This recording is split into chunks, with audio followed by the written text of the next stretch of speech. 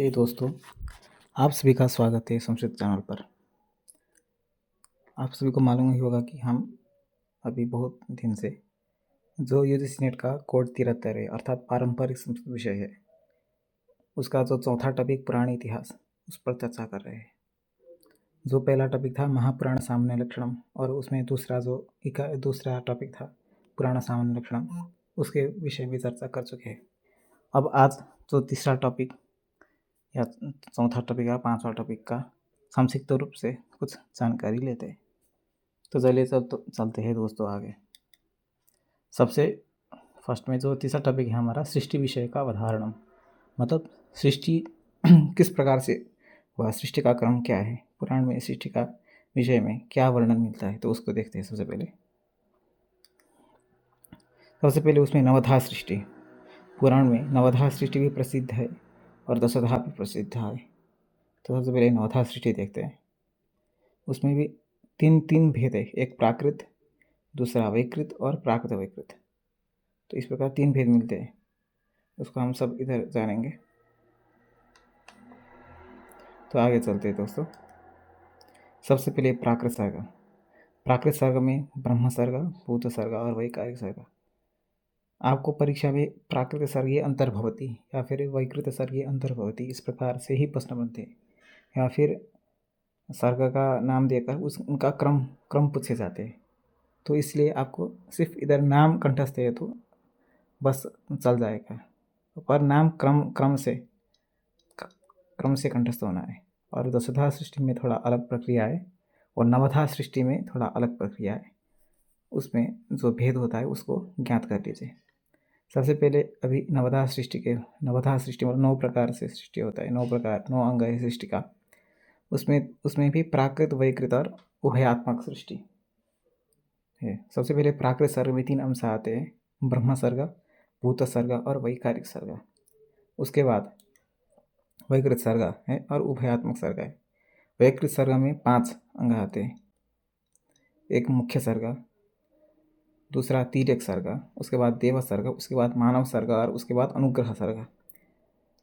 उसके बाद जो उभयात्मक सर्ग है उसमें कौमार सर्ग आते हैं। तो इधर 3, प्राकृत सर्ग में 3 सर्ग, वैकृत सर्ग के अंतर्गत 5 सर्ग और उभयात्मक 1 सर्ग। तो हमारा टोटल 9 सर्ग हो गया। तो नवधा सृष्टि क्रम का प्रक्रिया आपको क्रम से कंठस्थ करना है।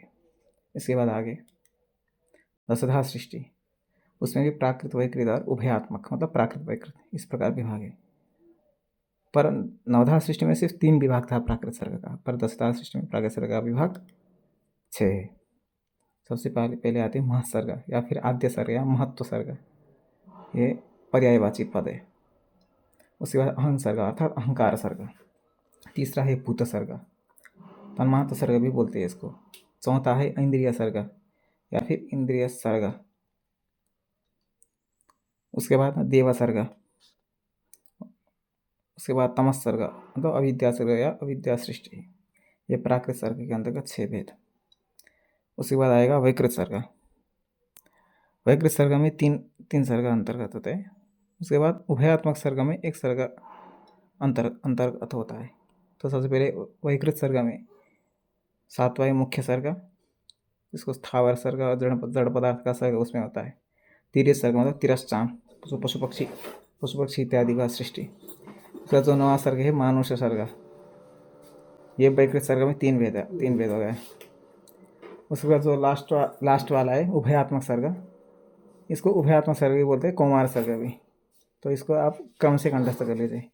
दशधा सृष्टि से भी प्रश्न बनते हैं परीक्षा में। तो ये सृष्टि विषय का उदाहरण हो गया। उसके बाद राजतरंगिण्यः विषय सारः। तो राजतरंगिणी एक ऐतिहासिक महाकाव्य है। इसको कल्हण जी ने विरचित किया है। ये बहुत बड़ा महाकाव्य है, तो इसको संपूर्ण पढ़ने तो असंभव ही हो जाएगा, इसलिए विषय सार बोलकर पूछा है। तो विषय सार जो सुमति एक पुस्तक मिलता है, तो उधर आप विषय का सार देख सकते हैं। इससे ज़्यादा प्रश्न नहीं बनते, कभी कभी बने हैं। आप हम PYQ में जो राजतरंगिणी से जो प्रश्न बने उसको देख लेंगे। आप ये टॉपिक जो चौथा टॉपिक है इसको अल्टरनेट में रख लीजिए। पर फिर भी कुछ इसमें विचार। राजतरंगिणी वीर रचयिता कल्हण चंपकस्य तनय अयम धर्मप्रिय शिवभक्त आसे। तो किसका पुत्र था ये प्रश्न बन सकता है। तो चंपकस्य तनय अयम, कल्हण जी ने रचना की राजतरंगिणी का, वो कल्हण चंपक का तनय है। और इसमें ये ग्रंथ में टोटल आज 8 तरंग है, तरंग में विभक्त है। तो समुचितम मेल है था इसमें राजतरंगिणी और भी ग्रंथ देकर उसमें तरंग या फिर सर्ग इस प्रकार प्रश्न बन सकते हैं। तो ये तरंग में विभक्त है। इसमें 8 तरंग है। राजतरंगिणी अष्टसु तरंगेषु विभक्तः, तरंगिणी ग्रंथः विभक्तः इति ये तात्पर्य है। प्रथम तरंग है, उसमें कितना श्लोक है। तो प्रथम सर्ग है 373, उसके बाद 171, तृतीय में 530, चतुर्थ में 720, पंचम में 483, छठे में 368, सात में 1732 और अष्टम में 3032। सबसे बड़ा तरंग अष्टम तरंग है। एक बार प्रश्न पूछा गया था, राजतरंगिण्यां सर्वापेक्षा बृहत्तमं तरंगम किम इति। तो टोटल संकलन से 7826 श्लोक होते हैं। इधर नीचे लिखा भी है राजतरंगिण्यां गण्याम नहीं गिण्याम बृहत्तमं तरंगम अष्टमम, अनुसंधाय और रसांतर से इसका। तो हम PIQ में इसको अच्छे से देखेंगे, नहीं तो आप सुमति ग्रंथ से विषय का सार इधर उधर देख सकते हैं। इसके बाद आगे आते हैं महाभारती विष्णु पर, ये इम्पोर्टेंट टॉपिक है। इधर से प्रश्न बनते हैं। तो लिखा है कि महाभारतम अष्टादशसु पर्वसु विभक्तम वर्तते।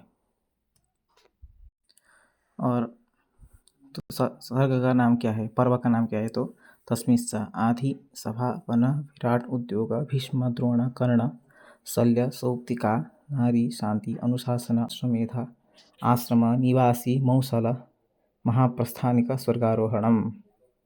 तो इस प्रकार अष्टादश सर्ग महाभारत में आते हैं। इसको कंठस्थ कंडीय श्लोक भी दिया गया है। आदि पर्व सभा पर्व वन विराट पर्वकम शुभम। थोड़ा छंद देख लीजिए दोस्तों, क्योंकि श्लोक जो पर्व है उसको श्लोक में जब डालते हैं तो छंद इधर उधर हो जाता है। आदि पर्व सभा पर्व वन विराट पर्वकम शुभम उद्योगम भीष्म द्रोणंच कर्णशल्यंच सौप्तिकम स्त्री शांतिस्तु स्त्रियां गेयं नपुंसी चानुशासनम अश्वमेधाश्रमं शुभ्रं मौसलं तदनन्तरं महाप्रस्थानिकञ्चैव स्वर्गारोहेण पुण्यदम् एतानि पर्वनामानि ज्ञातव्यानि यथाक्रमम्। तो इस प्रकार अष्टादश सर्ग महाभारत में आते हैं। पर जो UGC नेट में सिर्फ भीष्म पर्व के विषय में पूछा है, पर फिर भी अष्टादश पर्व का नाम उधर पूछे जाते हैं। तो उसमें जो जितना पर्व है उसमें छठा पर्व है भीष्म पर्व। तो कथम पर्वम अस्ति, इस प्रकार के प्रश्न बन सकते हैं। तो जो ये भीष्म पर्व है वो छठा पर्व है, षष्ठम पर्वम अस्ति। नीचे लिखा है षष्ठम पर्वम अस्ति। अस्मिन् पर्वणि कुरुक्षेत्र युद्धस्य प्रारंभो भवति।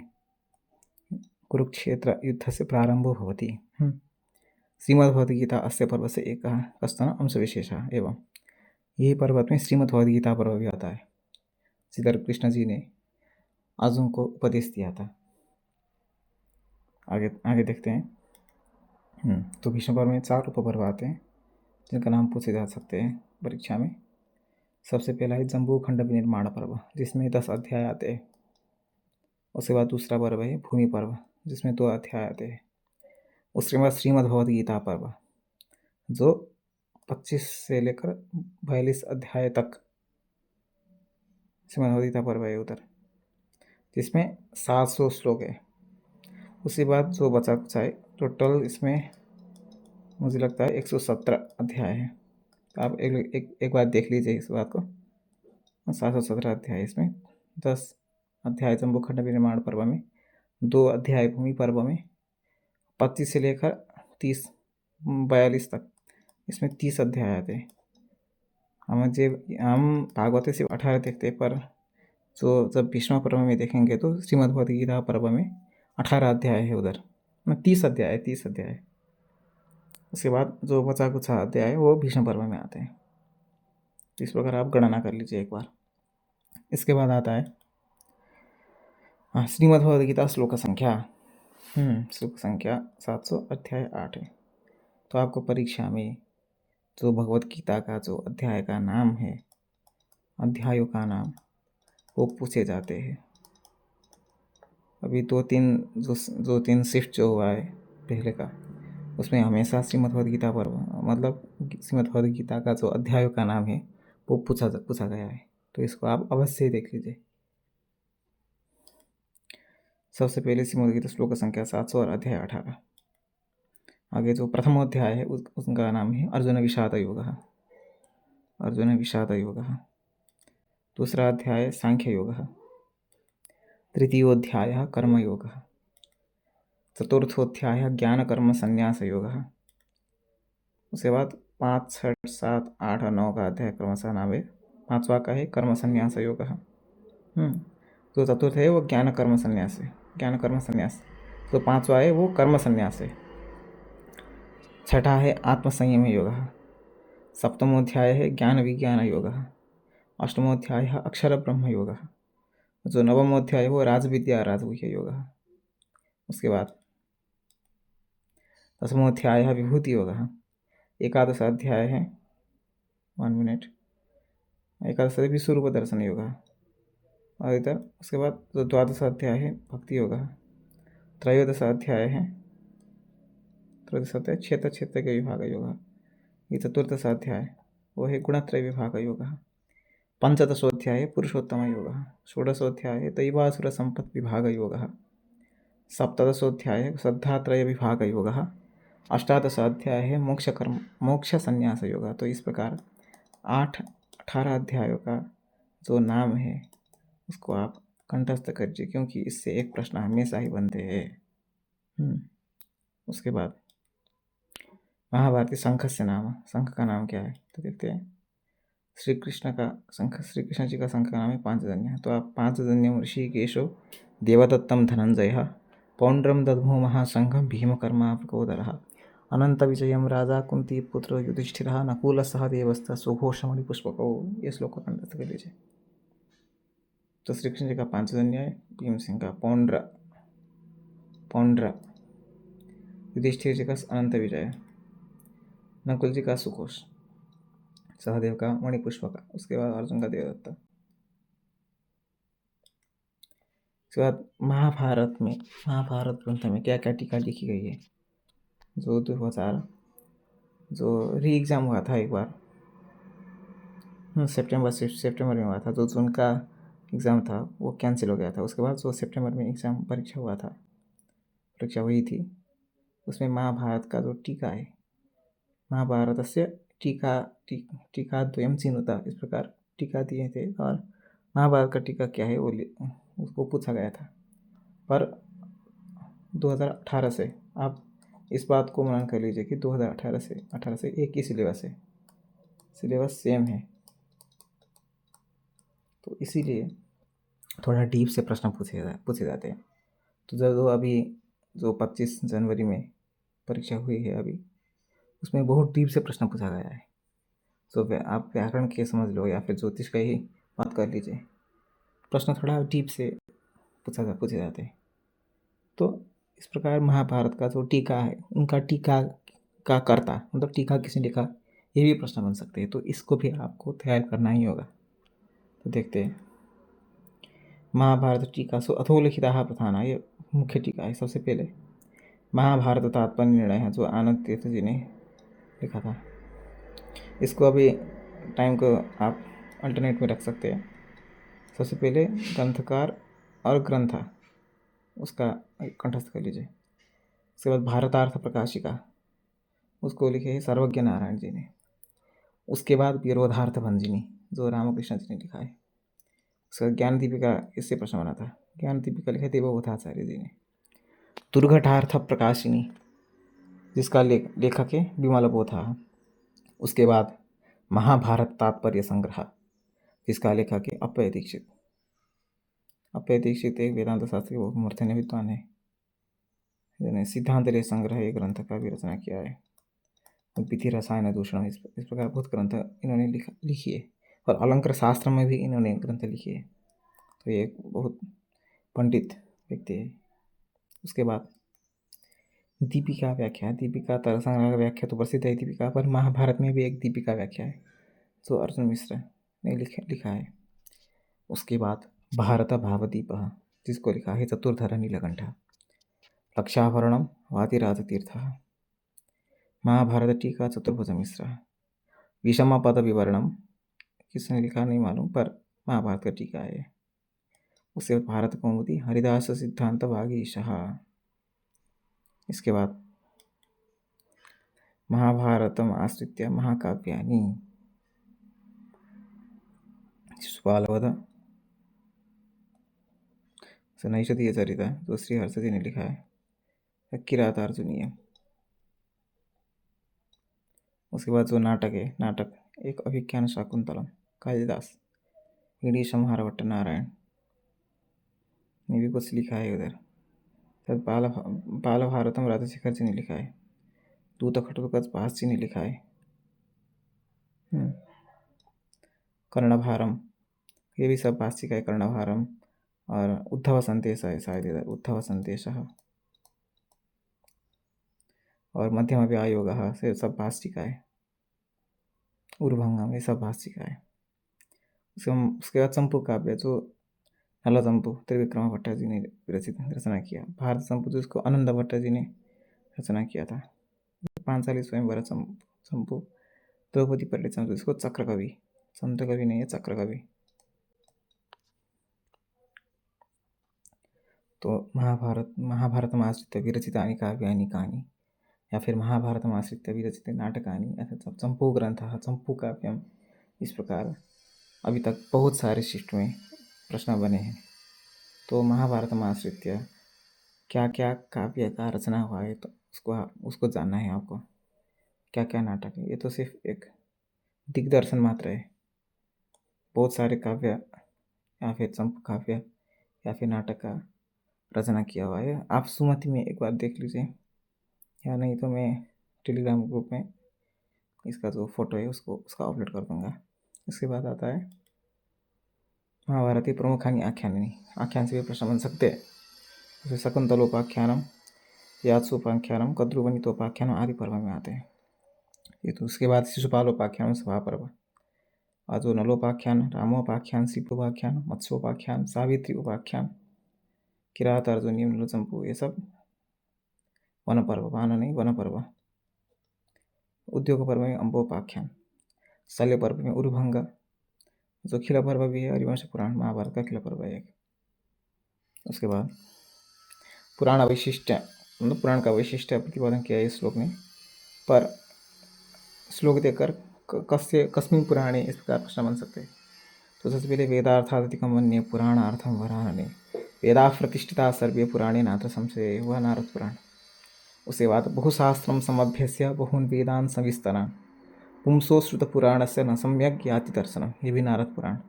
आगे न वेदे ग्रह संसारो न शुद्धि कालबोधिनी, तिथिविरुद्धो क्षयो वापि पूर्वग्रह विनिर्णयः, इतिहास पुराणैस्तु निश्चयोऽयं कृतः प्रा, यन्न दृष्टं हि वेदेषु तत्सर्वं लक्ष्यते स्मृतौ, उभयोर्यन्न दृष्टं हि तत्पुराणे प्रणीयते। नारद पुराण में लिखा है। इम्पोर्टेंट ये कंटेंट। उसका मनुस्मृति में स्वाध्यायं श्रावयेत् पित्रे धर्मशास्त्राणि चैव हि, आख्यानानि इतिहासांश्च पुराणानि खिलानि च, ये मनुस्मृति है। उसके बाद यन्न दृष्टं हि वेदेषु तदृष्टं स्मृतिभिः किल, उभाभ्यां यन्न दृष्टं हि तत्पुराणेषु यते। स्कंद पुराण, रेवाखंड, सब इम्पोर्टेंट श्लोक है, इसको याद कर लीजिए। मतलब श्लोक का जो अंश है उसको याद कर लीजिए। कस्मिन् पुराणे अस्ति, इस प्रकार प्रश्न बन सकते हैं। यो विद्या चतुरो वेदान् सांगोपनिषदो द्विजः, न चेत् पुराणं संविद्यात् नेव सस्यात् विचक्षणः। पद्म पुराण, उसके बाद श्रुतिस्मृतिपुराणानि विदुषां लोचनत्रयम् यैस्त्रिभिर्नयनैः पश्येत् सोमसो माहेश्वरो मतः यः स्कंदपुराण रेवाखंड। उसके बाद जो लास्ट है हमारा आज का, श्रुति स्मृति उभे नेत्रे पुराणम हृदय स्मृतम। थोड़ा मिस्टेक हुआ है, योक्तम स एतत्त्रयोक्तम एवस्य धर्मो नान्यत्र कुत्रचित्, ये लिखा है देवी भागवत में। तो इस प्रकार प्रश्न बन सकते हैं।